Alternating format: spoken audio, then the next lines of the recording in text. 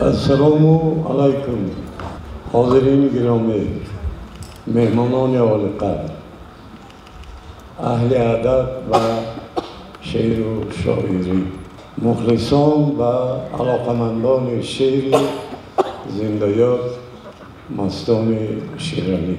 امروز ما همه در مجلس محفل یادبود مستان شیرالی جمع آمدیم و یک جمع آمد علمی، همایش علمی و مناسبت 90 سالگی این شاعر توانای تاجیک اینجا برگزار خواهد شد با اشتراک بی‌واسطه شما. من برای شما به معلومات آنهایی که در محفل یادبود زنده‌یاد مستان شیرالی در زادگاهشان در دهه زیر حصار شد خاطر رسان میکنم که اونجا یک محفل بسیار با شکوه برگزار گشت با اشتراک بی‌واسطه رئیس محترم شهر پنجکم عبدالخالق خالقزاده و معلمه محترم معاون محترم رئیس شهر پنجکم پروینه نقیبی در اونجا برگزار گشت. ما شاهد باز شدن رسمی افتتاح یا بازگشایی آثارخانه مستان شیرالی رو دیدیم، حضور داشتیم، اشتراک کردیم و یک آثارخانه بسیار جالبی و پرمحتوایی در اونجا بیرون است. اثرهای زنده‌یاد مستان شیرالی دستخط اثرهای آفریدن شد در اونجا نمونه‌هایش گذاشته شده است. همچنین عکس و همه چیزهایی که به زنده‌یاد مستان شیرالی در اونجا گذاشته شده است به نمایش. من گمان میکنم که هم برای همدیگان استاد و هم برای مخلصان و مریدان استاد از همه کنج و کنار تاجیکستان اونجا بسیار جالب خواهد بود، خیلی آموزنده و خیلی عجیب.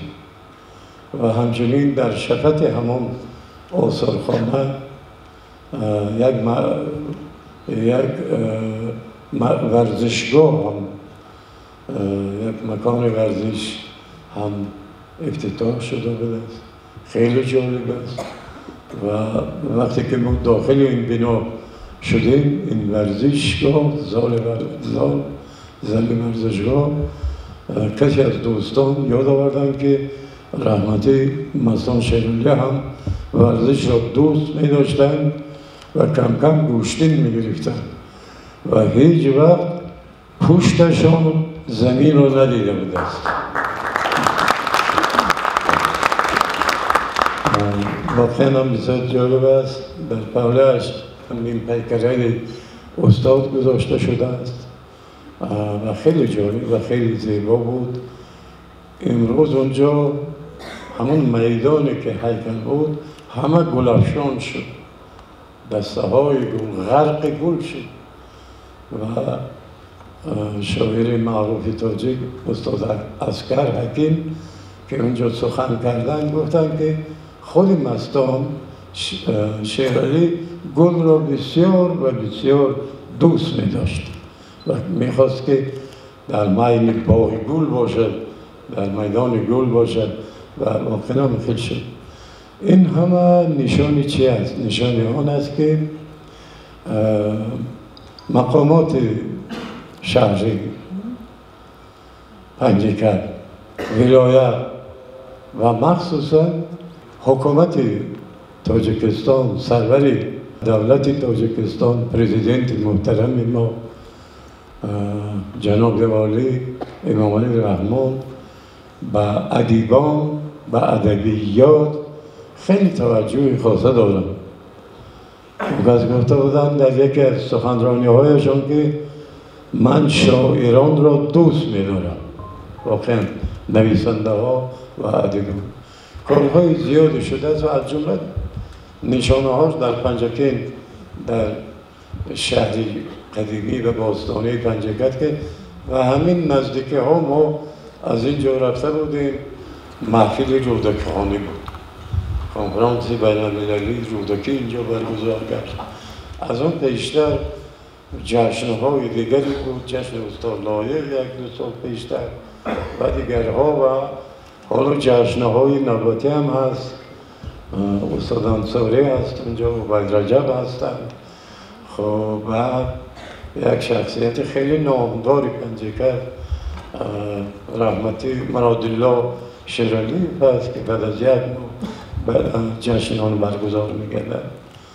خلاصه شما آدمای بسیار خوشبخت هست که نصیبتان دیدن و اشتراک کردن، حضور یافتن در چنین معرکه‌های بسیار مهمی ادبی شما حضور دارید، اشتراک میکنید. تشکر.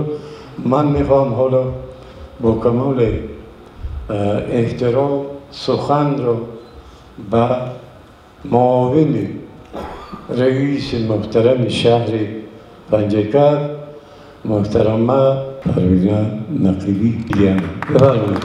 ممنون. ادیبان و زیایان ارجمند، همدیاران عزیز، امروز در شهر باستانی پنجکین طبق نقشه چهاربینی‌های مقامات اجرایی محلی حاکمیت دولتی شهر و مساعدت مقامات اجرایی حاکمیت دولتی ولایت صلح با هدف گرامی داشتن خاطره ادیبان برومند دیارمان که در ترغیب و تشویق سیاست فرهنگ پرورانه حکومت جمهوری تاجیکستان بالا بردن حس خودشناسی اهالی و ترنم غایه‌های وطندوستی در بین جامعه خدمت ماندگار کردند. 90 سالگی شاعری معروف کشور مستان شیرالی برگزار شده ایستاده است. من با احترام زیاد همه ادیبان و ادبیات شناسانی را که از شهر دوشنبه پایتخت کشورمان و مرکز ولایت شهر خوجند برای اشتراک در چهاربینی‌های فرهنگی از جمله کنفرانس علمی و عملی تحت عنوان مستان شیرالی شاعر شعرهای آفتابی و برنامه تجلیل 90مین سالگرد تولد مستان شیرالی به شهر باستانی پنجکین تشریف آوردند. از نام مقامات اجرایی محلی حاکمیت دولتی شهر پنجکین خوش آمدید میگویم. حاضرین گرامی، باعث سرفرازی ماست که در زمان استقلال تحت سیاست فرهنگ پرورانه اساسگذار صلح و وحدت ملی پیشوای ملت پرزیدنت جمهوری تاجیکستان محترم امام علی رحمان نام شخصیت‌های برجسته سیاسی و جمعیتی و چهره‌های ماندگار ادبیات و هنر ملت ما دوباره بازشناسی شدند. کارنامه و آثار گرانمایه آنان گرامی داشته می شود. با پیروی به این سیاست ادب پرورانه پیشوای معظم ملت جناب عالی محترم امام علی رحمان رئیس ولایت صلح، معاون یکم رئیس مجلس ملی مجلس عالی جمهوری تاجیکستان محترم رجب احمدزاده نیز جهت گرامی داشتن خاطره و نام نیک بزرگان علم و ادب کلاسیک و معاصر تاجیک در مقیاس ولایت توجه زیاد ظاهر نموده به طور شایسته برگزار گردیدن سالگرد سنه‌های مبارک عمر آنان مساعدت می‌نمایند. استادان عزیز، شما که امروز با هدف اشتراک در چهاربینی‌های فرهنگی با مناسبت 90 سالگی شاعر خوشقریحه مستان شیرالی به شهر باستانی پنجکین قدم رنجه کرده اید، به دیار ما نور و صفا آورده اید. باور دارم که شما استادان گرامی با ارائه معروضه‌های پرمحتوا در کنفرانس امروزه به پهلوهای گوناگون ایجادیات مستان شیرالی روشنی می‌اندازید و یادداشت‌های خاطره‌انگیز خود را به سمع حاضرین رسانیده یاد و خاطره نیکی این ادیب خوشبیان را دوباره زنده می‌کنید. حاضرین گرامی، در این لحظه های سرور بخش گرامی داشتی 90 سالگرد ولادت شاعر معروف کشور مستان شیرعلی به شما ادیبان و زیاییان و حاضرین ارجمند برای کار خواستند به کار کنفرانس موفقیت ها آرزومندم. سلامت و سربلند باشید.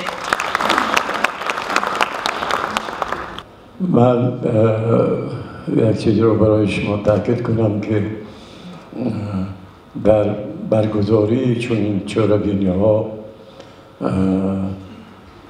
نقشی اتفاق نویسندگان تاجیکستان مؤثر است.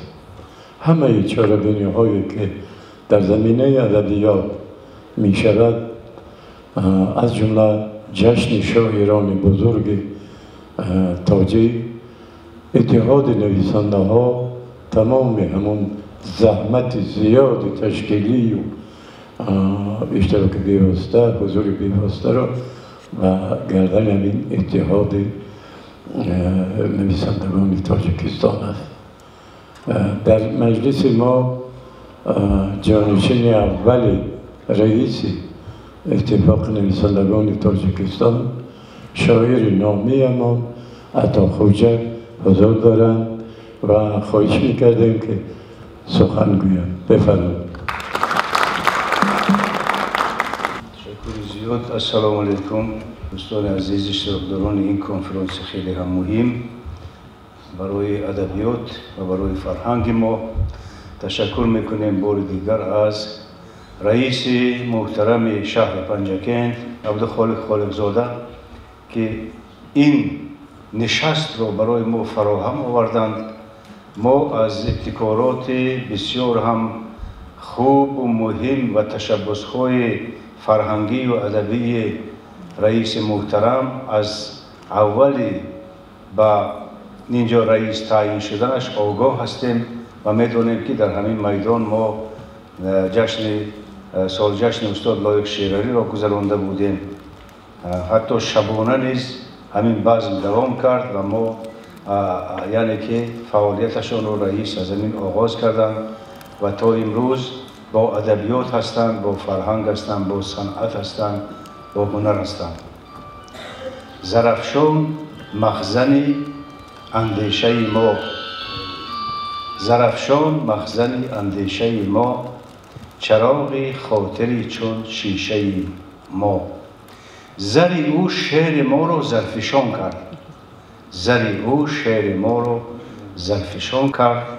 در آبش سبز باشد ریشه ما، در آب زرافشان ریشه ما سبز است، شعر ما سبز است، ادبیات ما سبز است، چون که از اینجا همیشه از قدیم الایام تا اینجا بزرگمردان ادبیات ما برخاستند و پدر شعر فارسی تاجیکی استاد رودکی از همین پنجکند است که ما امروز شرافت زیارت مقبره او را بار چندم کردیم. اینم به شرافت این جشن بسیار زیبای 90 سالگی استاد مستان شیرعلی. درباره استاد مستان شیرعلی در روزنامه ادبیات و صنعت در ماه اپریل یک چند صحیفه مطالب چاپ شده بود. ممکن بسیارتان خواندید. سرگذشتنامه ها در صحیفه یکم صورت زیبایشان را چاپ کردیم و در صحیفه یکم ادبیات و صنعت نه هر کس را چاپ میکنند صورتش را، ولی از بس که مستان شیرعلی این شاعر بزرگوار ما به همین پایه میرسید، ارزش آن را داشت که در صحیفه یکم صورت مجلدش را چاپ کنیم. ما همین کار را کردیم و قریب یک شماره هفته‌نامه ادبیات و صنعت را به اون کس بخشیدیم، همچنین مجله ملی صدای شرق را نیز. و البته همه این با ابتکار رئیس محترم اتحاد نویسندگان تاجیکستان، شاعر خلقی تاجیکستان استاد نظام قاسم. درباره استاد سخنهای زیادی در اینجا میگویم. من فقط با یک چشمانداز گفته میتوانم که استاد در ادبیات موقع استوار دارند. مستون شیرالی از زمره شاعرانی هستند که برای نو کردن شعر امروزه ما پایه گذاشت. شعرهای خیلی خوب گفتند و حقیقتا شعرهای آفتابی هستند. شما اگر ایجادیات اون کس را خونید، شعرهاشون را خونید، حقیقتا یک ذره غبار در اونا نیست. همش از دل صدق گفته شده است، برای وطن، برای محبوب، برای دیار، برای عشق، برای محبت، همشون از دل صاف گفته شدند. و یک ادبیاتشناس گفته است که مستون شیرالی در ادبیات ما بیغمی و بیغم بودن را از بین برد. یعنی به ادبیات ما این اصطلاح را داخل کرد. شاید پیش از این هم البته بود، ولی دانشمندان ما حساب کردند که در همین سالهای 60-70 محض مستون شیرالی درباره غم ملت را خوردن، غم عشق را خوردن، غم وطن را خوردن، یک سلسله شعرهای به وجود آورد که در ایجادیات دیگر شاعرانی همصفشان یا کم بود یا نبود. و این غم البته غم زیر ماتم ماندن نیست، این غمخواری است. غمخواری نسبت به وطن، نسبت به شعر، نسبت به خود شعر، صفت شعر. اون کس در یک ربایی میگویند که با کی گویم کدامین در بکوبم، صفی شاعر فزود و شعر کم شد. ببینید این قدر شعر بلند، این قدر عجایب میگوید. صفی شاعر فزود و شعر کم شد، دلم سرمایه درد و علم شد. ببینید یعنی که دلم این قدر برای شعر میسوزد که سرمایه شده، سرمایه درد و علم، سرمایه که انا فقط از درد عبارت است، از علم عبارت است. و شاعر میسوزد و میگوید که چند به قلم صاحب قلم شد، که چند به قلم صاحب قلم شد. یعنی که نفرانی که در شعر استعداد خوب نداشتن، اینا صاحب قلم شدن و استاد از همین غم میخوردن. و حقیقتا به ادبیات ما البته آدمان زیاد تصادف هم داخل شدن، ولی استاد در همون دوره گفتگی بود. استاد میرزا ترسونزاده در یک انجمن این سخن را تکرار کرده بود که ما باید نفرانی رو که در زیر لباس شعر بد میگویند، از اونها ما باید خودمون رو کنار گیریم. دوستان عزیز، من میخوام در اینجا گویم که استاد مستون شیرالی در خصوص وطن سخنهای بسیار بلند گفته است. وطنم یک نفس از یاد تو فارغ نشوم، فارغی در ره تو مهر تو را باختن است. به وطن نیست غریبی که کند یاد وطن، در وطن بوده به یاد وطن به وطن است. درباره شعر میگوید ای عروسی شعر، ای ذات پری، دختری مامی سخنهای دری، عاشقم دلداده روی تویم، در دم شمشیر ابروی تویم. شعر چون دل عضو پیوندی من است، شاعری در بند من است. حقیقتا امروز وقتی که ما به دهه زیر حصار رفتیم، این دهه و اطراف آن چقدر شاعر و نویسنده رو به ما داده است. از جمله استاد عبید رجب و استاد فیض‌الله انصاری، این کس ها و دیگر نفران البته در سطح اینجا ایجاد میکنند، در سطح جمهوری، در سطح ولایت از همینجا برآمدند و حقیقتا دیار شعر و دیار شاعری است، چون که برآمدن چنین انسان ها به زمینه البته نمی شود. این روزهایی که ما در شهر پنجکی هستیم، ما میبینیم که پنجکی عزیز ما چقدر نمو کرده است، چقدر پیش رفته است. من به خاطر میبرم وقتی که بار اول در سال جشن 60 سالگی استاد لایق شیرالی به اینجا آمده بودم. شهر پنجکی چه اوضاع داشت، ولی امروز چگونه آباد شده است. ره تا ره میبینیم که پنجکی عزیز ما آباد شده ایستاده است و این نشانه آن است که استقلال ما و پول ما، ثروت ما در دست ما است و ما هر طرفی که خواهیم استفاده میکنیم و برای بنیاد و برای بنیادکاری اون رو زیادتر استفاده میکنیم. در شهر پنجکند خوشبختانه شعبه پنجکندی اتفاق نویسندگان تاجیکستان کار میکند. در اینجا استاد اسماعیل ظریفی اون رو سروری میکنند. در اینجا نفران نشستند که اعضای اتفاق نویسندگان تاجیکستان هستند. من از نام ریاست اتفاق نویسندگان تاجیکستان به استاد اسماعیل ظریفی و به نفرانی که در اینجا ایجاد میکنند و در حیات فرهنگی شهر پنجکند حصه میگذارند تشکر میگویم. این آبادکاری ها، این در سطح جمهوری در آزمون های جمهوری فروغ صبح دانایی و دیگر آزمون ها جاهای اول گرفتن ساکنان پنجکند، این نتیجه زحمت همه شما است، از جمله شاعران نویسندگان ما. یک خود استاد ظریفی با شاگردانش در اینجا چقدر کار میکنند و باز همراهشان به شهر دوشنبه رفته در اونجا استقامت میکنند تا شاگردانش را به مراد نرساند، یک دقیقه خواب و خور ندارد. من تشکر میکنم به استاد ظریفی که این کار کرده ایستاده است. من بار دیگر این جشن فرخنده را به هر یک شما دوستان عزیز، به مخلصان ادبیات تبریک میگویم و به نزدیکی ممکن بعد یک ماه باز در اینجا ما به روی تجلیل کردن 75 سالگی شاعر خلقی تاجیکستان، برنده جایزه دولتی به نام ابا عبدالله رودکی استاد کمال نصرالله جمع می‌آییم و البته باز سخنهای خودمان را خواهیم گفت. زنده باد پنجکند فرهنگی.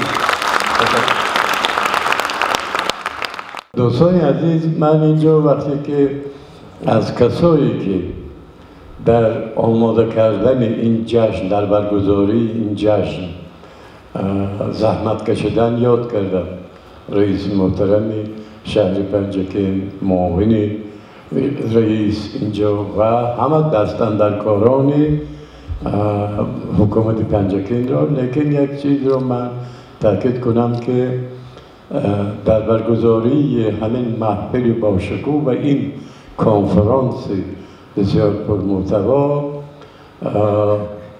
از مخلصان و دوستان و همدیاران و همدیهگان استاد مستان شیرعلی کسایی هستند که اینجا حضور دارند و زحمت زیادی کشیدن. من برادران حاجی فارا که اینجا نشستن عبدالشفیع وکی رو به افتخارشون هستن که زحمت خیلی زیادی کشیدن.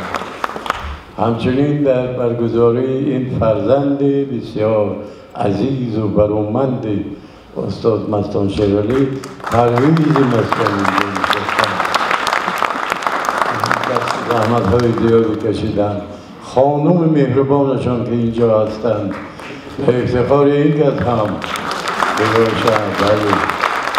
تشکر. و یک نفر دیگر هم هست که استاد مستان شیرعلی بسیار بسیار دوست می داشتند، نبیره هایشان را. یک از نبیره هایشان نام بزرگ استاد مستان شیرعلی رو دارد، مستان یا مستان پرویز.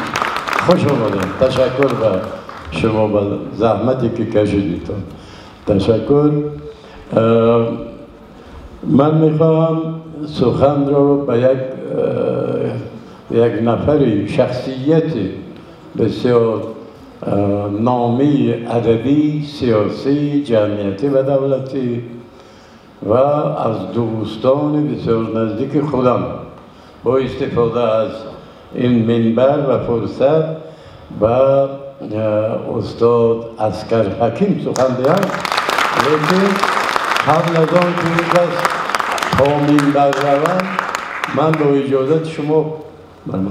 با اجازت شما یک شعر استاد مستان رو میخوانم که بیواسطه به این کس به من دخل دارد.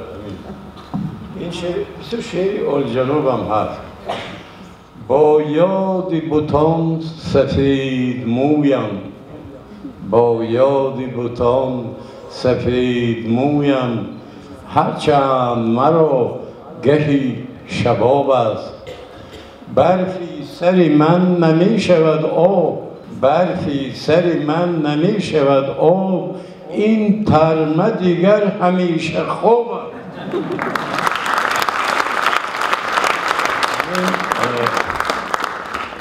محبوب ترین شاعران ما کیا بودند؟ سالهای 60. خوب از نسل کلان سال استاد میرزا ترسنزاده، امینجا شکویی، باقر اینزاده. از نسل جوان استاد قناعت، قطب کرام، مستان شیرعلی. لایق اینها بعدتر بودند. ببینید در همین سلسله، مخصوصا سلسله همین مومن قناعت و قطب کرام و مستان شیرعلی شعر 1000 ساله ما رو کوشش کردن که نو کنن و ما همه جوانان دلبسته اشعار همینها بودیم. وقتی که یک کس شعر نو میگوید، سخن نو میگوید و البته ذخیره پیشینه هم در خود دارد و بیهوده نیست که استاد مستان شیرعلی خزینه بهترین بیت‌های کلاسیکی ما بودند.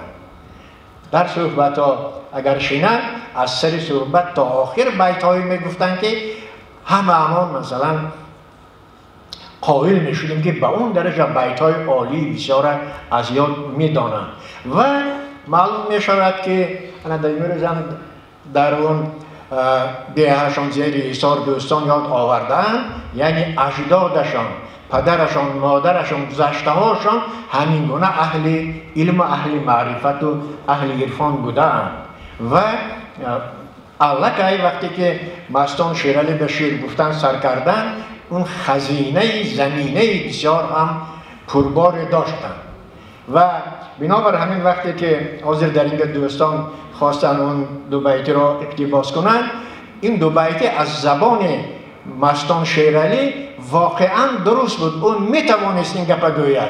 اگر یک کسی مثلا شاعر میانه حال میشد، این گپ اگر میگفتن که اول خودش شعر درست نویس، بعد دیگرای ایراد گرفت. همچنانی که باید میگوید دلم سرمایه درد و علم شد، که چند به قلم صاحب قلم شد، که را گویم کدامین در بکوبم، صف شاعر فزود و شعر کم شد. برای این گپ گفتن شاعر خوب بودن در اول.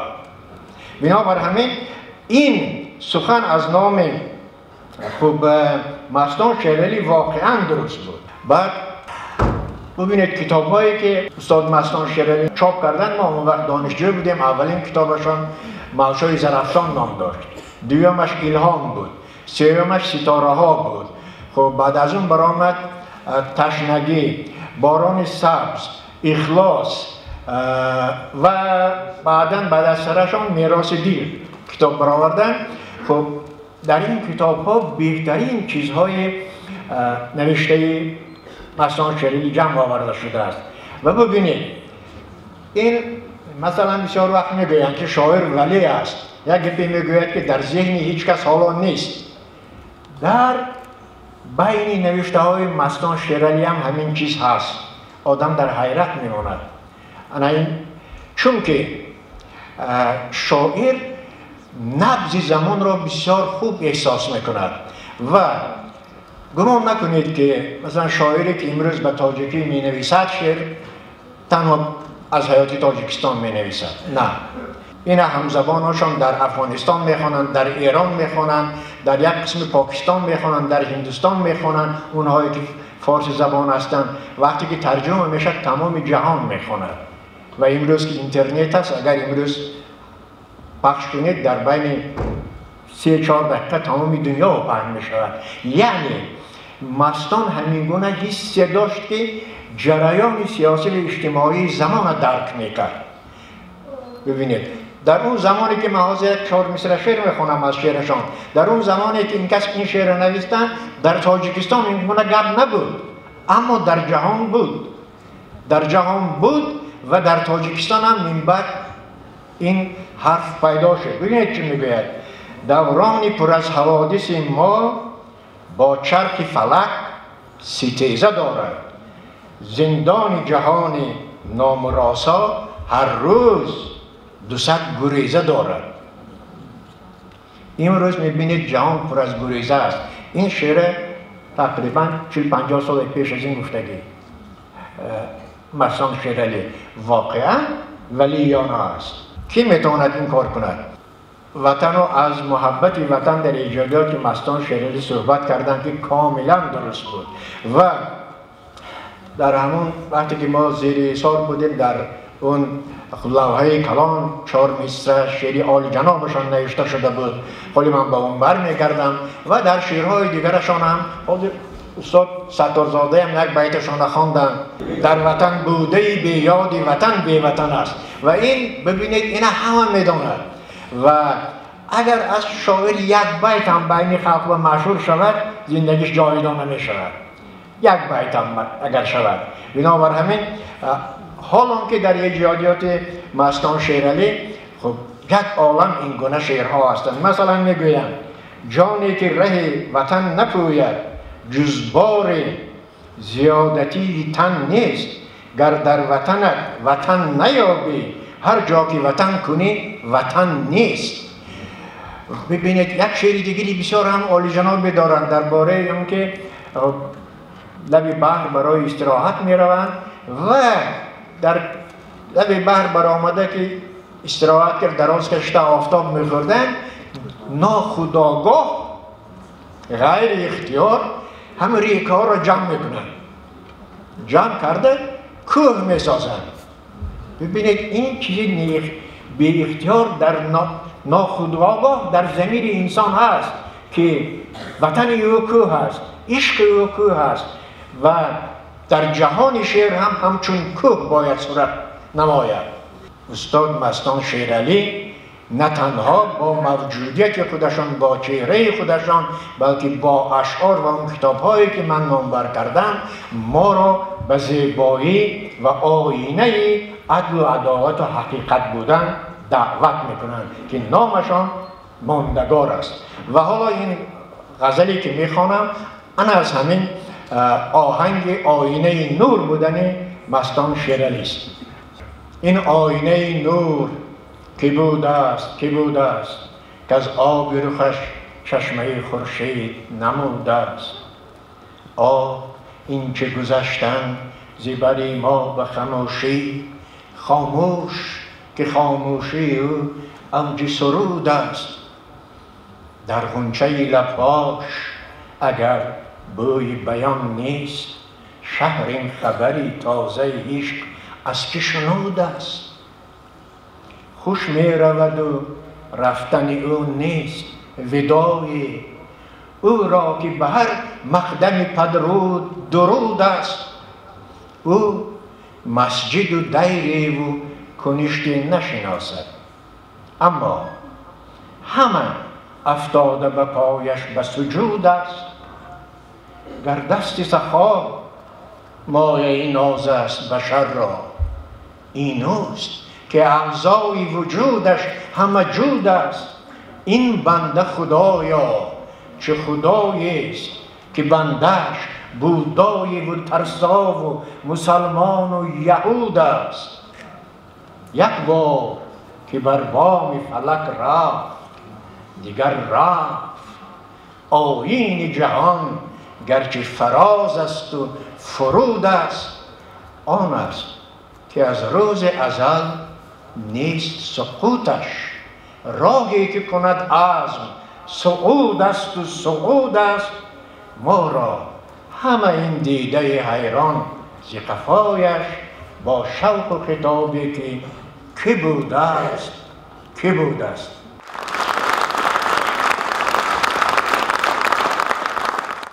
آسمان رخ نزد به سینه ابر، پرده از روی ماه بالا کرد. ما چون دختران قشلاقی روی بام آمد و تماشا کرد. عالیه، بهترین شعر. یکی دیگر: خورشید که مثل پخته نارنج افتاد ز شاخ آسمان ها، ماه از بغل فلک عیان شد چون نان حلال پادبان ها. بهترین تصویر شاعرانه. من ها رو با کمال احترام سخن را به سلیم ختلانی، هم شاعر، هم ناقد، هم ادبیات شناس و هم شخصیت سیاسی هستم. تشکر از تشکیل کنندگان چنین یک محفل که نام استاد مستان شیرالی را زنده میگردانند. و همون سخنی سعدی است که میگوید زنده و جاوید ماند هر که نکنام زیست، از عقیبش ذکر خیر زنده کند نام را. و ذکر خیر مستان شیرالی چی هست؟ ذکر خیرش همون سخن نیکویی که از او باقی ماند و امروز ما در شکل در همین کتاب بسیار هم زیبا میبینیم. من بسیار آرزو میکردم که همین خیلی یک کتاب از مستان شیرالی پیشتر ببینم و حتی جستجو هم کردم. من حتی شاگردان سفارش دادم که همین تمام مأخذها را جستجو کنند، پیدا کنند، حتی راه بیابند به خانه استاد مستان شیرالی که اقلا با دستگیری فرزندان نکوی این شاعری خوب ما البته دستخطهای او را اقلا پیدا کنند که چیزی چاپ نشده باشد ما دسترس کنیم و چاپ کنیم، یعنی با چاپ آماده کنیم. و امروز حالا شاگردی ما در اینجا افتخار جان که حضور دارند یک کار بسیار هم خوبی در حقیقت هم علمی درباره استاد مستان شیرالی آماده کردند که در همین روزها خدا موفق گرداند که حمایت کند و همون کار را در شکل یک کتاب مکمل علاهیده و نشر رساند تا دسترس شما گرداند. و همچنان سپاس از همین سرزمین که از شما که چنین مردان را البته هنرشان استقبال میکنید. اینقدر از استاد اسکر حکیمی جیاد کرده، از استاد رودکی شروع کنیم تا و امروز از مستان یاد میکنیم که از همین سرزمین هستند و این دیار شاعرخیز، دیاری که از نویسنده هاش گپ نمیزنیم چون که همه نویسنده های بهترین ما هم از همین دیار هستند، از همین سرزمین هستند و ما احترام میگذاریم. البته پیش از همه تشکر دوستانم یادآوری کردند از جناب عالی، از محترم پیشوای ملت امام علی رحمان که در پیش آوردن چنین محفل ها البته دستی دارند، امدادگر هستند. ما ببینیم از همون محفل های مثلا از دوران پیشتر اگر شروع کنیم، از میر سعید علی همدانی، از امام اعظم پیشتر، از جشن کمال خوجندی، مولانا جلال الدین محمد بلخی و به همین مانند اینقدر جشن هایی که ما از همین تاجیکستان تا به مثلا در مرکزهای با نفوذ دنیا عالم، مثلا در یونسکو این جشن ها را همه ساله قریب که مثلا از مولانا یا حافظ همه ساله ما قریب استقبال میگیریم. تشکر بیشتر بر ایشان هم. البته من بار اول استاد مستان شیرالی را 50 سال پیش در مکتبی که تحصیل میکردم، من 15 سال داشتم مستان شیرالی را 50 سال پیش در همون مکتب خودمان دیده بودم. شاید ذوق شاعری، ذوق به شعر رو آوردن، به ادبیات رو آوردن ما هم اولین بار با شاعر روبرو شدن ما بود. بار اول ما در مکتب رقم 1 ناحیه مومن‌آباد از همون دور دیدم و امروز بسیار خوشحال بودم و خوشبخت بودم. خودم را حس میکردم که امروز در مکتبی که نیم پیکره مستان شیرالی را گذاشتن در این مکتب من بار اول قدم نهادم و همون روزی که در مکتب خودم استاد را دیده بودم پیش نظر آمد. و لحظه آخری روزگار استاد مستان شیرالی لحظه های واپسین حیاتشان بودند که در بیمارخانه شهر مسکو بستری بودند و من دانشجوی انستیتوت ادبی بودم. در اونجا باره هم استاد زیارت کرده بودم به زندگیشون و دائما خودم را خوشحال حساب میکنم که استاد را یعنی دیده بودم. استاد سراپا شعر بودند. کسی که استاد اسکر حکیم در اینجا یادآوری کرد از زمانی که مثلا از شعر رو کلا تغییر دادن، یعنی شعر ما رو در شعر ما نوآوری کردن، غفار میرزا یادآوری کردند.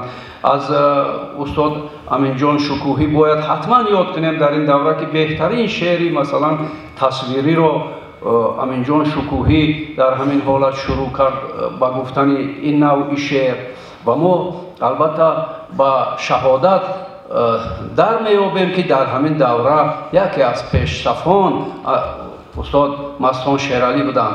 شعرشون که هرچند دربارهشون استاد عبدالنبی ستارزاده خاطرات دارند اما کم نوشتند و حتی گویم که همین خاطره های کردند و خلاص که این خاطره ها را بعد مرگشون در همین سالهای آخر در یک کتاب جمع آوردند.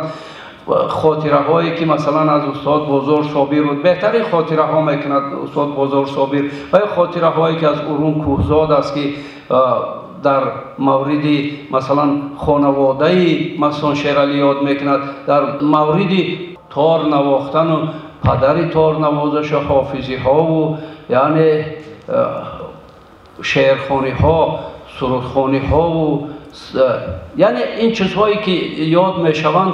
البته من بسیار میخواستم که در مورد شعر استاد مستان شیرعلی بیشتر مقاله های علمی بالای چاپ می آمدند، یعنی اون چیزی که ما میبینیم همه قریب خاطرات هستند که بعدی درگذشت این استاد عزیز هستند. ولی نظر چون به شعری مستان شیرعلی میکنیم در حقیقت میبینیم که یک شعر بسیار هم سره و رسا است. مستان شیرعلی کسی است که خودش با شعر زنده است، همیشه میخواهد که از شعر سخن گوید، یعنی در توصیف شعر سخن داشته باشد. شعری که استادان در اینجا یاد کردند نه اما با طرزی که میگد شعری که نخیزد از دل گرم، ناگفته و ناسروده بهتر، هر گل که شریک رنگ و بو نیست از باغ جهان دروده بهتر. یعنی مقصد گفتن شعر والا هست، شعر لطیف و نظیف است، شعر خوب است، یعنی زندگی خود را با شعر پیوسته میبیند. نمیخواهد این پیوند گسسته باشد، نمیخواهد این رشته گسسته باشد، کنده باشد. و به همین معنی که شعر چون دل عضو پیوندی من است، شاعری پیوندی هر بندی من است. شما ببینید یعنی این هم افتخار است. کسی هست که سخن را نکو میگوید و مستان شیرعلی البته کسی است که بسیار نیک میگوید، سره میگوید، شعر رسا میگوید. ما به هر یک شعر مستان شیرعلی اگر نظر میکنیم البته در آن با توجه با تصویر طبیعت روبرو میآییم. استاد اسکر حکیم از شعری که گفت در استراحتگاه بود یا در همین نوع شعرها بسیار در اشعار مستان شیرعلی دچار میآیند و این گونه شعرها اشعار هستند که مستان شیرعلی در کولبار سفرش آورده است، یعنی در کولبار راهش از سفر آورده است. بار هم یک کتابش به دستم زد. من دو کتاب در یک سال گرفتم. این کتاب یکی راه توشه بود و کتاب دیگر توشه راه از استاد در نظر غایب و شاید فکر میکنم که بهترین اشعار سفری در همین کتاب ها جمع آمده است. و از مستان شیرعلی همچون شاعر بسیار هم نازک بیان یاد کردن البته ثواب است. شعری و مثلا اون شعرهایی که من به دیه آمدم، مادرم منع کن زنهای دیه را جمع کن، خوشحالی کن که پسرت آمده است، اون مثل شعری استاد لایق که پسر غزل سرایت آمده است و یا دیگر نوع شعرهایی که استاد مستان نخست قدم نخستین کسی بود که در این گفتن این نوعهای شعری اقدام کرده بود. در مکتب استادان یادآوری کردن البته از این، ولی این شعر هنوز تحقیق نشده است. این شعر شاید تحلیل شده باشد، تحریر شده باشد، بررسی ها در جمع ها شده باشد، اما در شکل یک مجموعه مثلا کاملا تحقیق نشده است. و البته من فکر میکنم که بعد از این امکان فرا رسیده است که باید که به تحقیق شعری زنده یاد مستان شیرعلی بیشتر کوشش شود، چون که بعد از همین روز من باور دارم که چون امروز یک جشن بسیار فراگیر بود، باز هم تشکر به رهبریت شهر پنجکند که این جمع آمد رو تشکل دادن. امروز ما با هم آمدیم و فکر میکنم که بعد از این اکنون مقاله های زیاد پیدا می شود در اطراف اشعاری و در اطراف هر شعری مستان شیرعلی. برای همین هم من اندک از موضوعی که در اینجا منتخبا میخواستم سخن گویم در مورد اکثریت شعرهای مرحوم مستان شیرعلی، من بیشتر در اطراف اون که یعنی هنوز کشف نشده است مستان شیرعلی سخن گفتم و از برادران عزیزم در اینجا البته امیدواری میکنم که در تحقیق اشعار مستان شیرعلی باید که اقدام کنند. تشکر.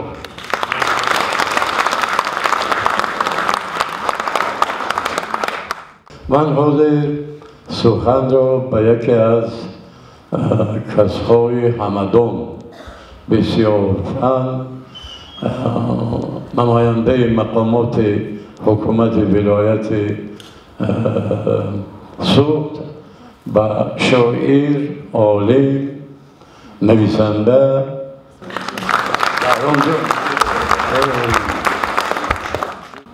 پدران و مادران، ریاست محترم این جلسه بسیار با نفوذ،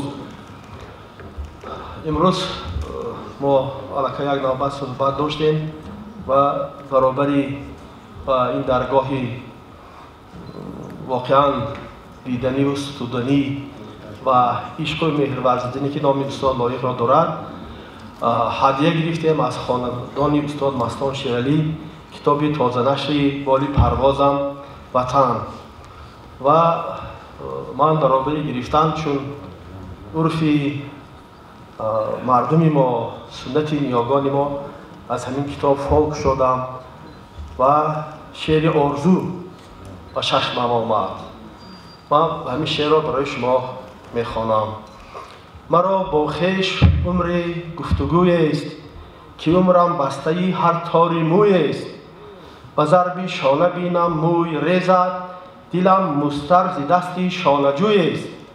کنون در دامن گلزاری هستی که هر دم چون نفس گل می فروشم. خموش ایستاده ام فریاد دارم، درون سینه فریاد جوشم. چه فریادی که از فریادی پستش به فروازی بلندم آرزوی است. چه فریادی که از شوقی بیانش مرا با مه خیالی گفتگوی است. چه فریادی که آرد بر خروشم برایم نردبانی کهکشان را. برقصایم به سازی چنگ زهره سرایم مهوشانی آسمان را. اگر دستم رسد و از دستم آید کشم از چشمه خورشید جوی. برای تشنکامان زمینی که مه را داشته همچون سبوی. کنم از دامن گلزاری گردون گلی ناجای رستی هر ستاره.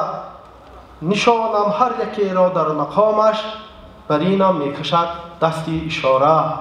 نخستین نقش پا مانم به عالم برای زینه های آسمان ها. بتابد از فروغ نصرت من زمانم بر سری بامی زمان ها. به پای کیشزاری سبز پردین نشینم فارغ از غم خوشه چینم به یادی روی فرزندان خاکی کشد از دامنم مهری زمینم ز دستی باغبانی آرزویم مرا هر دم نهال در نموی است به یادی میوه شاخی بلندم مرا با خویش عمر گفتگوی است. همه شما استادان عزیز و ارجمند، مهمانان عزیزان، دلبندان، محبان، عاشقان شعر و سخن را به مناسبت نکوداشتی استاد سخن یکی از فرزانگان ادبیات ملی امان استاد مستان شیرعلی از نام رئیس ولایت سوخت معاون اولی رئیس مجلس ملی مجلس عالی جمهوری تاجیکستان محترم رجب احمدزاده و از نام کلی ادیبان خاصتا از نام شاعری خلقی تاجیکستان استاد احمد جان رحمتزاد البته تبریک گویم و چیزی که از صحبت‌هایی که استادان کردن از این گفتگوهای شده ایستاده است و میشنویم. خب واقعا کار کنفرانس بسیار در سطح خوب و شایسته و شنیدنی ادامه دارد و البته باور داریم چیزی که استادان تاکید کردن این گونه محفل ها، این گونه نشست ها، همایش های شعر استاد مستان شیرعلی من بعد با یک شکوه، با تازگی، با تراوت تداوم می‌یابد و من در فرجام همین سخن خیلی کوتاه، مقدمه خیلی کوتاه و مختصر که اصلا از تبریکات، از سخن‌های تبریکاتی عبارت است، یک شعر خودم را با یاد استاد مستان شیرعلی و تمام شاعران امروز و آینده قرائت میکنم. یعنی شعری که به شاعران بخشیده شده است. از بلندی ها بلندی شاعرا، رمزی عشقی کانی پندی شاعرا، حکمتی عالم اساسی حرف توست، رازدانی چون و چندی شاعرا، معنی در تفسیر تو شیرین تر است، شه کتابی دلپسندی شاعرا، نوش و نیشت زود بر دل میرسد، نوش خند و نیش خندی شاعرا، با حقیقت سرفرازی یافتی، به حقیقت دردمندی شاعرا، سحر پاکت را به سه رنگ است رو، ساحری یا چشم بندی شاعرا، جام بر کف صاحبی عالم شوی، گه شه و گه مستمندی شاعرا، صد هنر داری ولی این دیگر است، عاشقی زلفی کمندی شاعرا، وارثی پیغمبرت نامیدن، در دو عالم سربلندی شاعرا.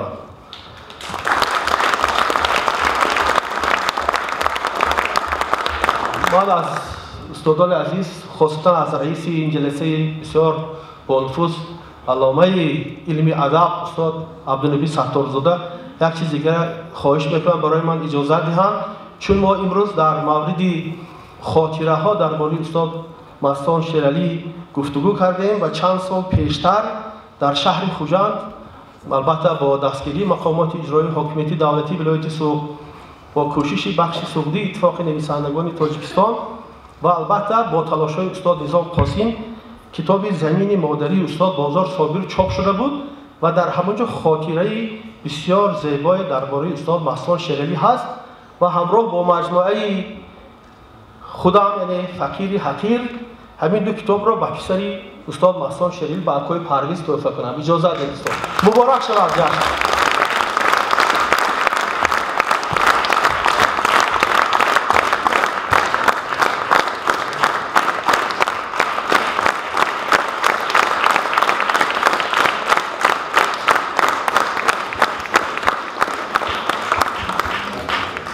حاضر سخن به یک دانشمند خیلی پخته‌کار و نامی تاجیک مبشر اکبرزاد میدیم. مرحمت.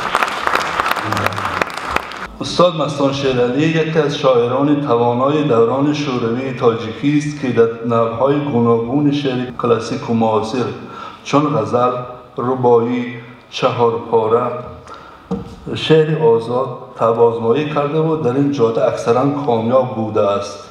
در اشعار او تمام طلباتی که از یک شاعر در آفریدن شعر می شود رعایت شده است. این چیز گواهی آن است که استاد مستان با شعر قدیم و نو فارسی و روند تحول و تکامل آن آشنایی خوب داشته است و در هر نوع شعری کوشیده است که سخنی نو و شاعرانه بگوید.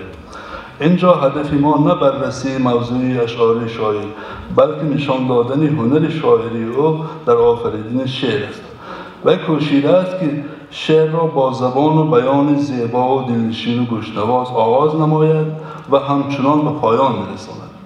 به طور نمونه به یک شعری چهارپاره عاشقانه شاعر اشاره میکنیم که واقعا زیباست. از پسی پنجره خانه تو گل نوروز به بر میگذرم، ریز باران بهار از سر ره میکشد تو به پیشی نظرم، تا نبینم که نسوزد جانم باز در آتش چشمان سیاه، لیک با چشم دل مشتاقم میکنم جانب تو باز نگاه. بنگرم باز همان موی پریش که زمانی به سرم ریخته بود، و سری زلف دلاویز تو هم دل سودا زده آویخته بود. دستی من تکیه‌گهی نازی تو بود، باری هر نازی تو را می برداشت، در گلستان رخت سرخ و سفید هر نفس بوسه من گل می کاشت. می نشستی به کنارم خندان، عالمی بخت در آغوشم بود، در جهان غیر تو این لحظه همه نابود و فراموشم بود. بیت ابروی تو را خوانده به دل، بیت امید رقم می کردم، به سرم شاخه دستان تو را بخت می گفتم و خم می کردم. چقدر شاعران است. ماند امروز برای سفرم در بغل توشه افسانه تو، هر سحر می گذرم با حسرت از پسی پنجره خانه تو. یک دیگر نمونه از شعر مثنوی‌گونه با من آهو. من گفتم که استاد مستان در هر نوعی که شعر گفته باشم استادم. غزال همه 4 بیت است. غزال را پلنگ تیز چنگ، همه پایی ناگه ریز سنگ، فتاد از تاریکوه و آهرم خورد، و یک آن نیز شد از کوه خم خورد. من این منظر به چشم خیش دیدم، و زان این رشته معنی کشیدم، که با تدبیر بتواند حقیر، امان بخشد به جانی بس کبیره. همین بیت آخرش خیلی حکمت داره. خب برمیگردیم به غزل استاد مستان شیرالی. غزل که از نوعهای دیرین سال شعر فارسی به شمار می رود که از آغاز ادبیات اکثر شاعران به سرودن آن پرداخته و اشعار خوب در این زمینه به قلم دادند. در این فشرده میخواهم نگاه گذرای به هنر شاعری یکی از استادان نظم معاصر تاجیکی مستان شیرالی داشته باشم. از شناسایی با غزل این شاعر پیش از همه چنین اندیشه حاصل می شود که گوینده این اشعار با شعر گذشته ما مخصوصاً با غزل کلاسیکی آشنایی خوب دارد و می تواند اندیشه خود را در این قالب شعری خوب و زیبا بیان نماید. طوری که می دونیم اکثر غزل ها اساساً 1 یا 2 بیت که خوب دارند که آنها را شاه بیت می گویند. اگر از این دیدگاه به غزل‌های استاد مستان نگاه کنیم می‌بینیم که در اکثر آنها این طلبات رعایت شده است. بعضا در غزل‌های او نه تنها 1 بیت بلکه چندین بیت خوب شاعرانه را می‌توان پیدا کرد. مثلا از غزل 2 بیت خوب به دست آمد: رسن انداز در رسن پیچد، از سری دار باز افتد. زندگی بیشه است پردد و دام، بیش در دام ساز افتد. همه فلسفه، همه حکمت. باز هم 2 بیت زیبا از یک غزل: بیداد بودی گرچه تو بیداد نکردم، این کاهی کهن پیش کسی باد نکردم، افتاده به صحرای غم از دست عتابت، صید شدم و شکوه ز صیاد نکردم. تصویر است. صحرای غم میگه، غم را به صحرا تشبیه میکند شاعر خودش را به صید و عاشق را به صیاد، معشوق را به صید. از غزل دیگر 3 بیت انتخاب کردیم: تا سایه سرو بیفتد به سری ما، بس جان و دلی خسته در این بادیه خستیم. خسته تجنیس در بحر تو بشکست دل و بیش، از این بیش امید بر این زورق بشکسته ببستیم.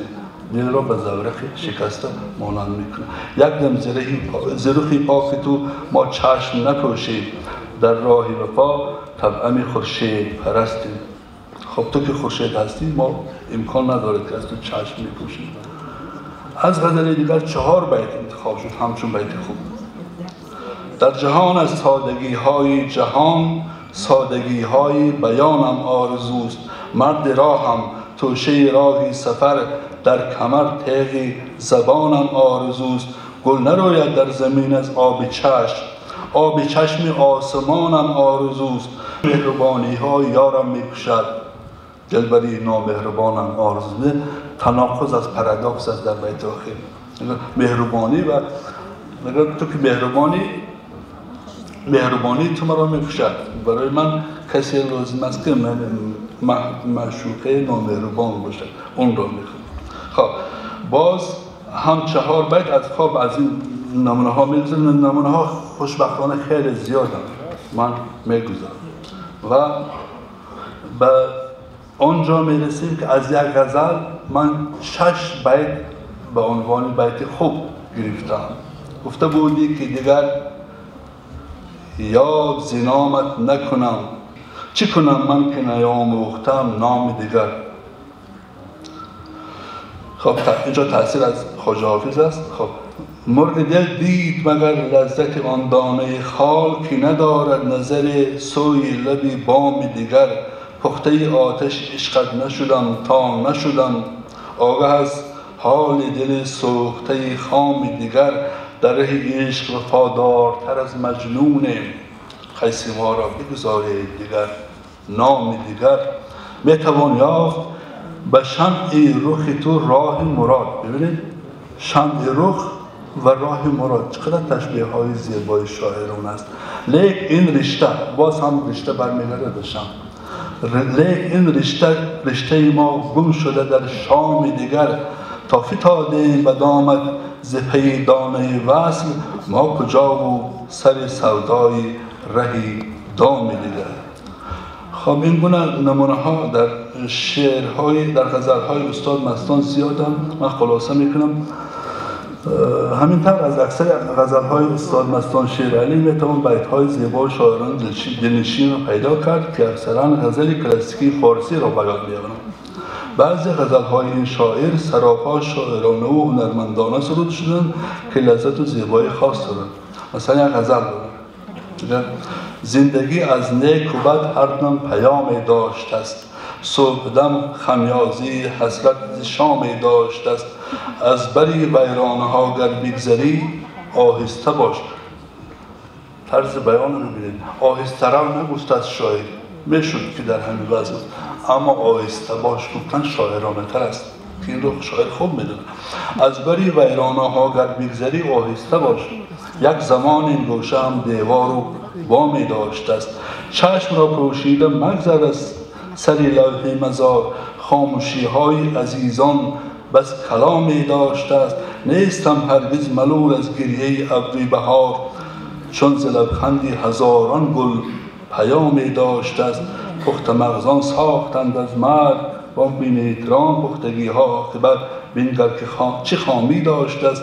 شد زمین از ناخلف طفلان بسیط خاک و تراب، تا هنوز این مام فرزند حرامی داشته است.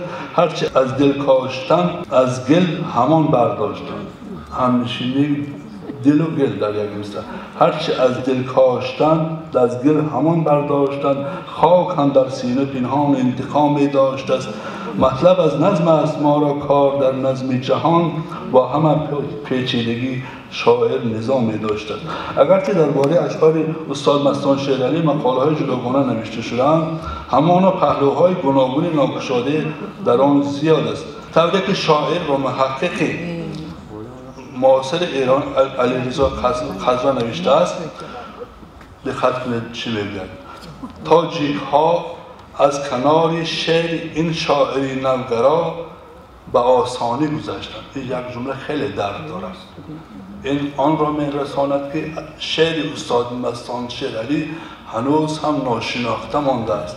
یک محقق ایرانی، یک دوست همزبان ما به این پی برده است و گفته است که شعر استاد مستان رو باید شناخت، باید تحقیق کرد، باید تحلیل کرد، بررسی کرد و به خواننده رساند.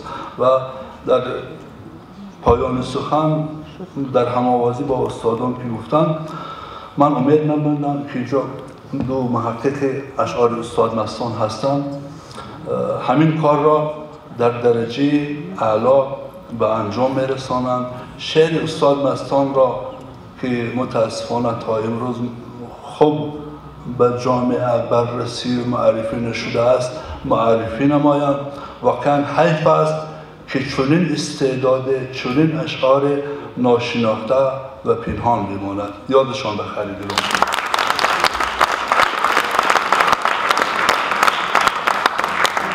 حالا نوبت را به سخنگوی دیگر برادر گرامیمون افتخار امامزاده میدیم.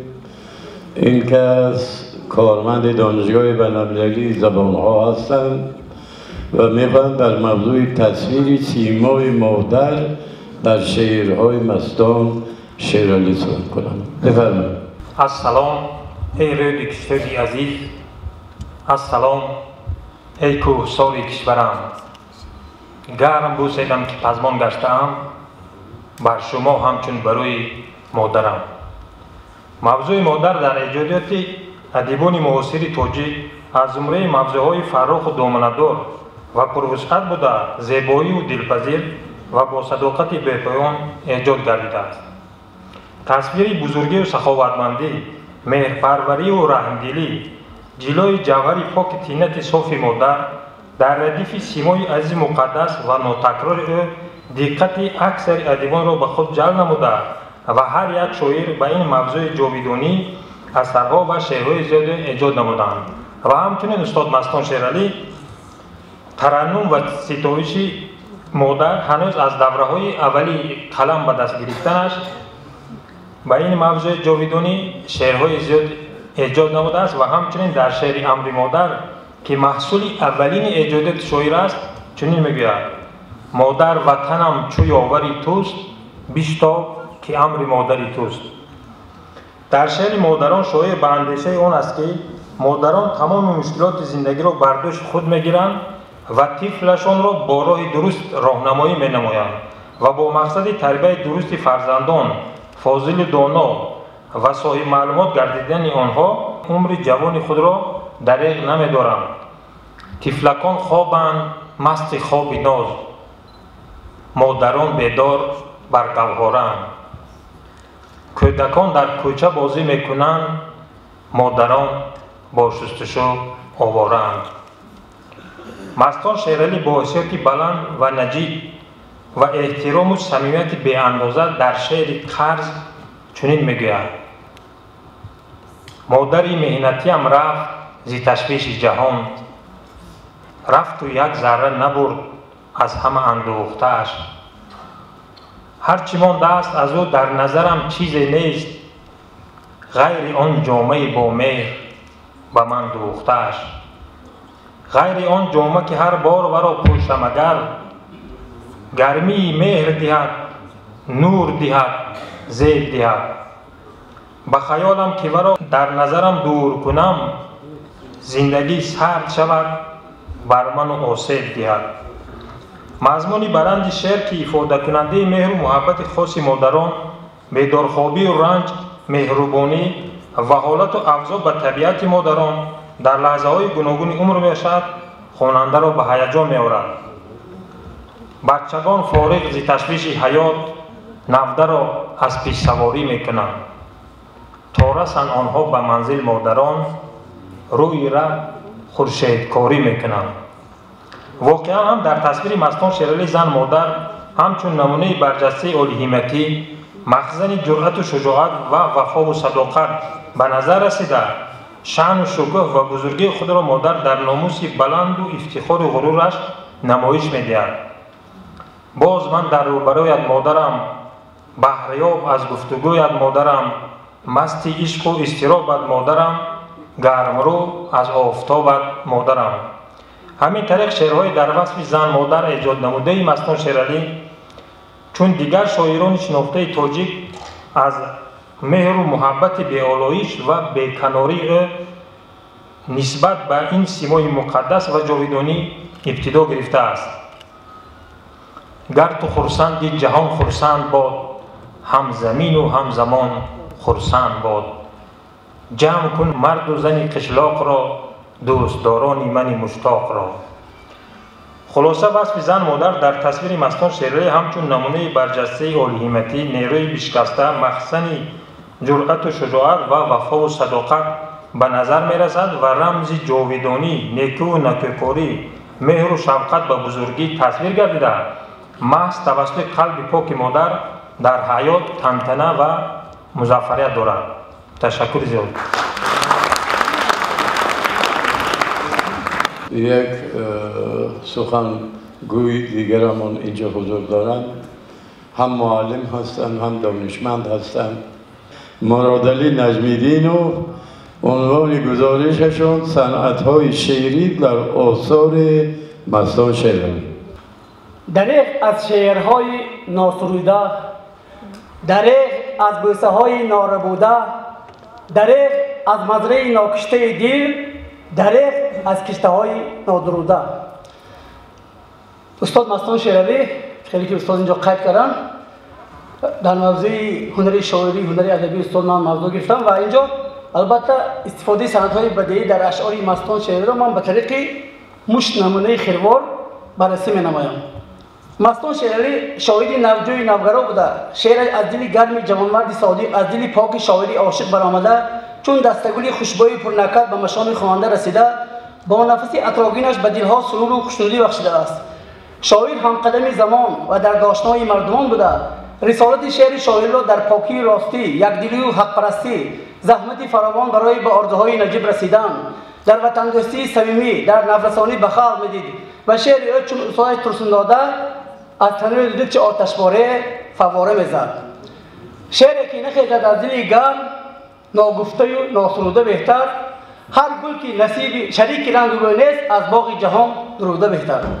اشعار شاعر هم در قالب شکل‌های سنتی و هم در قالب‌های نوی شعر چهارپاره و عروضی آزاد نوشته شده است. حالا ما استفاده صنعت‌های بدیعی در اشعار شاعر انتخاباً بررسی می‌نماییم. در ایجاد شعر می‌گوید ادبیاتشناس عطاخان سیف‌الله مستان از صنعت‌های بدیعی، مجاز، تجنیس، تفسیر، تنویر و غیره خیلی خوب استفاده برده است. مستان قید کرده از محقق صابر و بازار. قالب‌های معمولی یعنی شاعر بازار صابر. قالب‌های معمولی، قافیه ردیف و ضرب و تلی آوازها را خوب رعایت می‌کند. همه ملاحظه‌ها کیفیت روحانی خود را در همین سبک و نظام آشنا اندازه می‌کند. مستان حادثه و واقعه‌ها، طبیعت و منظره‌های آن، مناسبت آدمان با حادثه‌ها را با دید شاعرانه انعکاس داده، از کلمه و عباره‌های پرمضمون و خوشاهنگ، از کلام شیرین و گوارا شعر ایجاد کرده است. از صنعت‌های بدیعی تشبیه، استعاره، مجاز، تفسیر، تلمیح، تضاد، سوال و جواب و غیره خیلی شاعرانه و ماهرانه استفاده برده است. مثلا از تشبیه بین گرم هرچند سوی تارهای شرشره، لیک میتابد به چشمم تار گیسوی شما. بسیار تشبیه عجیب و عالی‌جناب و به همین تشبیه محقق ادبیاتشناس مرحوم یوسف اکبر را با خود دادم. خیلی تشبیه تازه است گفتم. برآمد آفتاب از ابر همچون عارض یارم، و فرقش از ره مهر و صداقت نور میبارد. و یا داورم یک ساله شد همچون نهال سبز گشت، این بهار از روی او گلهای خندان دیدم. خیلی که نوجوان را به درختی چی به درختی که نم میروید تشبیه میدن. خیلی تشبیه عالی جناب. در انتهای بالا روی یار به آفتاب، داور یک ساله و نهال سبزیده تشبیه داده شده است که تشبیه ها در جای خود افتاده، تصویرها زیبا، طبیعی و مناسب افتادند. زندگی چون کشتی دریای طوفان دیده، میخورد از در بلند بسیار پیچ و تاب‌ها. شاید در این باید تشبیه خوبی آورد. یعنی زندگی هموار نیست، پیچ و تاب‌ها دارد، مشکلات دارد و شاید آن را به کشتی مانند کرده است. تشبیه داده است که در نتیجه به طوفان واخوردن پیچ تاب میخورد، بالا و پایین میرود. تصویرها تازه و موافق است. سنی تشبیه در جای مناسب افتاده است. ولی که زهر را چون شهد باید خورد در کار سخن، هر بلایی میرسد بر ما بجز شباده نیست. اینجا هم خیلی تشبیه شاعرانه و عالی جناب. رخت چون یاری کوهی دیارت، سفید و پربار و بی‌غبار است. لبت چون غنچه شبنم رسیده، به خورشید جهان آینه دار است. خب در بیت‌های بالا زهر را چون شهد باید خورد، رخت چون یاری کوهی، لبت چون غنچه شبنم رسیده تشبیه شده است. در چهارپایه آخر تشبیه برای نشان دادن لطف و اندام بانو زنها بسیار مناسب افتاده است. تناسب تصویرها دیده می شود. تصویرها شاعرانه و به هدف رسیده‌اند. سند دیگری که استاد مستان خیلی زحمت کشیده همچون شب‌های بیدارخواب کشیده استفاده بودن سند توصیف. البته شاعر برای تصویر کردن واقع حاصل و چیزی صفات‌های اون حادثه را نمبر می‌دهد که همین خصوصیت‌های این اون شخص یا حادثه واقعه را علامت‌های اونها را نشان می‌دهد. مثلا شعری که نخیزد از دل گرم ناگفته و نافروده بهتر. اینجا توصیف دل گرم. در وصف دشت و وادی و کوه‌های سربلند، در وصف هر تبسم شیرین همچو قند، در وصف باغ آرزو طفلان شیرمست، در وصف اسکران تو صفهای بشکست. در برگهای بالای کوه بلند تبسم شیرین همچو قند، طفلان شیرمست، صفهای بشکست همچو توصیف استفاده شدند و گواهی آنند که سند توصیف در پرمضمون برآمدن شعر نقش کلان دارد و فصاحت و بلاغت شعر و آن وابستگی قوی دارد. توصیف‌های آسمان بی‌غبار، سبزه پاک زمین، گوهر نایاب، عالم زیبای رنگین، بر دامان سبزش، فرزندهای هرزاد، چشمان آبیش، کوه سربلند، آهنگ رودی سازدار، فوته خوشرنگ، دامن پاک خواهر، آبشار خوشنواز، مادر مهنتی هم، جامعه زیرگی سبز، ساحل‌های زرین، آب جانفزایش صبح صفابخش، مرغک نوپر و نواهنگ، راه پرشیب و فراز، چشمان مخمور، ظرف نیلگون آسمان، دل بی‌کینه، مهر صاف، کشتی پربار آسمان و غیره از آن گواهی میدن که شاعر در استفاده سند تفسیر هنری خیلی خوبی شاعران دارد. سند دیگری که استفاده بوده از شاعر استعاره است. فیغان آب به گوش دلم همه گوید، راه گران نموده باری شانه رود. البته استعاره به جای یک چیز به جای یک چیز دیگر را استفاده بردن است. در این روایت فیغان آب گوش دلم و باری شانه رود استعاره شده آمدند. یا ره بره آواز او بر گوش جانم میرسد، شیوه چندین زمان تا این زمانم میرسد. بر گوش جانم اینجا تشبیه خیلی عجیب است.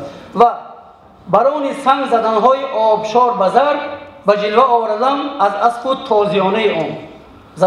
با سنگ زدنهای آب را که صدای چوره با تازیانه اسب چی مانند کرده است؟ اسب و تازیانه اون. شاعر استعاره بران سنگ زدنهای آبشار را با اسب و تازیانه اون مانند کرده است. تابند سری زلف تو شد گردن دلها، ما رشته فکری دیگر از پای گسستیم. گردن دلها. مرغ دل دید مگر لذت آن دانه خال که ندارد نظر سوی لب بام دیگر.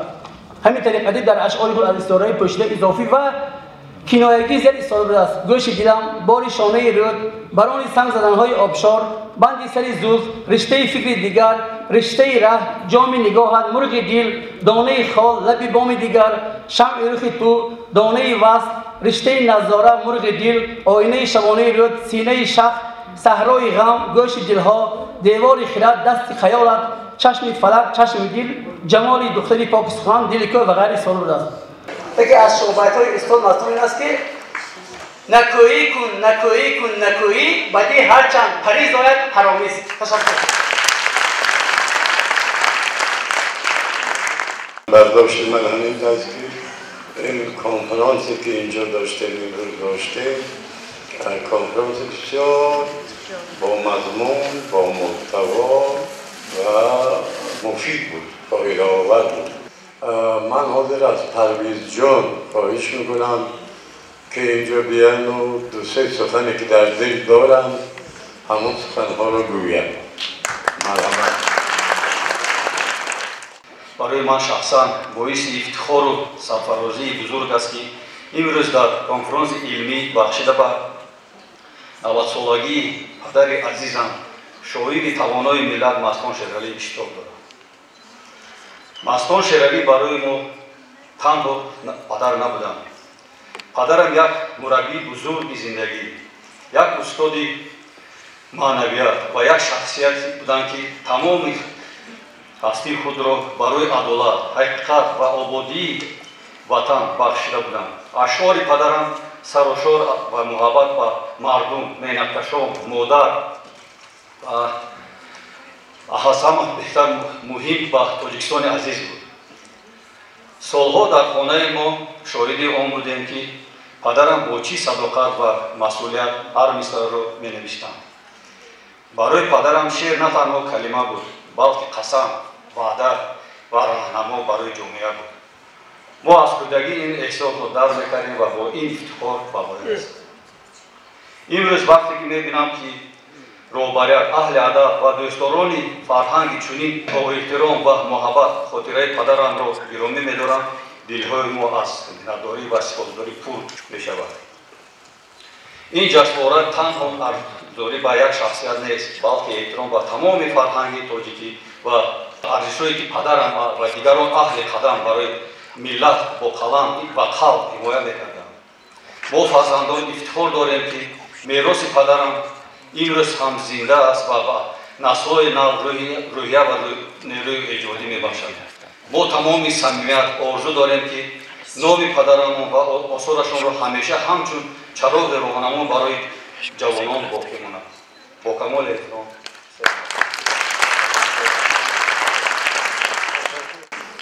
دوستان گرامی، تشکر برای اشتراکتان، حضورتان، برای صبر و طاقتتان تشکر برای شما میگویم. خدا